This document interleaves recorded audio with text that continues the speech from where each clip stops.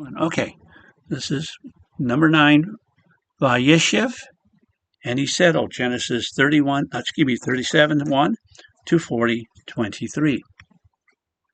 Joseph's dreams. Joseph sent to check on brothers, to plot against Joseph. The Midianites take Joseph. The Midianites sell Joseph. Judah marries a Canaanitish woman. The sons of Judah marry and die. Tamar. Judah discovers truth and the birth of twins. Interesting here. All right, so let's see what we wrote. So we read of the lives of Abraham, Isaac, and Jacob. Now the focus turns to Joseph. Being the son of Jacob's beloved Rachel, the other brothers are jealous of all the attention Jacob places on him. His coat of many colors or stripes proclaimed that he is a prince or heir apparent. At 17, he has dreams that provoke his brother. Are they really going to bow down to him? They slave by doing all the work while Joseph is idle and lounges all day. Even Jacob is astonished when one dream has the sun and moon bow down to him. What could it all mean? Being the youngest, Joseph often was sent to check on his brothers, and just as often he would come back and tattle on his brothers. Side note, Jacob was in Hebron. The sons were up in Shechem with the sheep. Remember Dinah? Then they traveled further to Dothan. Could they not tend the flocks closer to home? Why go so far? We know that the fear of God prevented the neighboring cities from attacking the sons of Jacob. The brothers plot to deal with Joseph. They put him in an empty well, then decide to sell him to passing Ishmaelites. But before they return to him, some Midianites take Joseph and sell him to the Ishmaelites. The brothers take Joseph's coat, tear it, then dip it in blood. They present it to Jacob, who mourns the death of Joseph.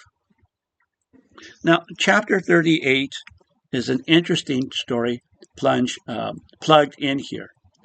Messiah is to come from the line of Judah, but Judah has married a Canaanite woman, so that line cannot continue through his sons.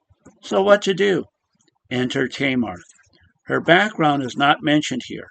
In the book of Jubilees, we find that she comes from Aram, related to Laban. So the line skips his sons, who are not qualified, and Judah sleeps with Tamar. From her, the line continues with Perez. Now, the story continues in chapter 39. Joseph, a slave, gets promoted in Potiphar's house. That is, until Potiphar's wife desires him. She pursues him daily until she has him trapped, or though she thought. Joseph escapes with his skin as she sounds the alarm. Potiphar has Joseph put in prison. Once again, the Lord gives Joseph favor. He is placed in charge of the prisoners, and all he does prospers. Finally, we meet the butler and baker. Both men were officials with Pharaoh. One night, they each have a dream. In the morning, they are heavy of heart, for there is no one to interpret their dream.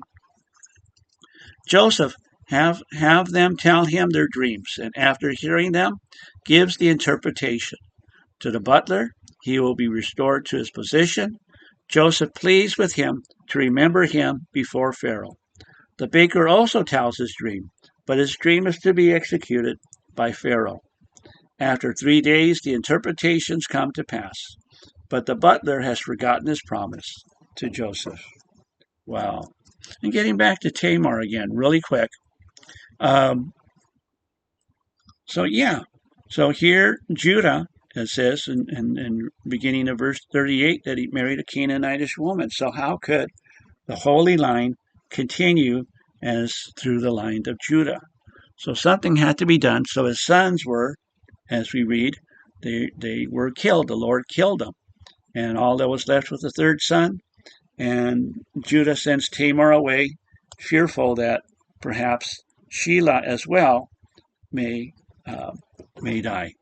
But The Lord has plans, and even though this is not as it should be, because we'll find out, having relations with your daughter-in-law is a sin.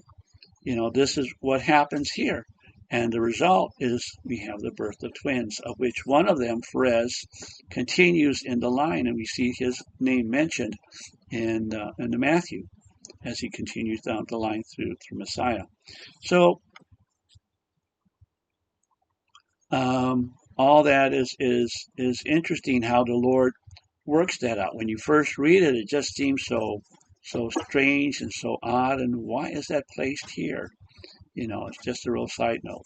And at the end in chapter 40, the dreams of the butler and the baker, how very reminiscent of communion.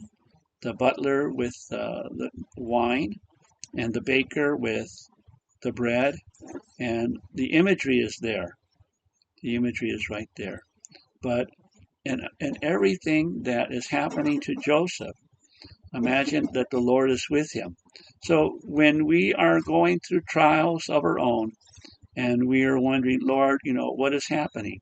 Even in those trials, God has a plan. And he gives favor to Joseph in Potiphar's house. He gives favor to Joseph in the prison, when he's in prison, when he's in jail. And he promotes him for a reason. And we'll find out what it is in the next parshah.